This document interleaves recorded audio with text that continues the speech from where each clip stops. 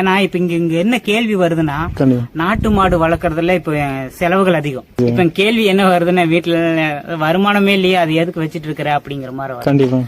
ஆனா நம்ம நம்ம வருமானத்தை நோக்கி இல்லாம அந்த சாணத்தை நம்ம பயன்பாடா வச்சுக்கணும்.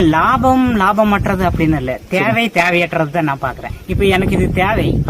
இப்ப வீட்டுக்கு சாம்பிராணி போடணும், ஏன்னா மண் வீடு, அதுக்கு கண்டிப்பா தேவை இல்லீங்களா? இல்லைன்னா கரையா முடிக்கணும்.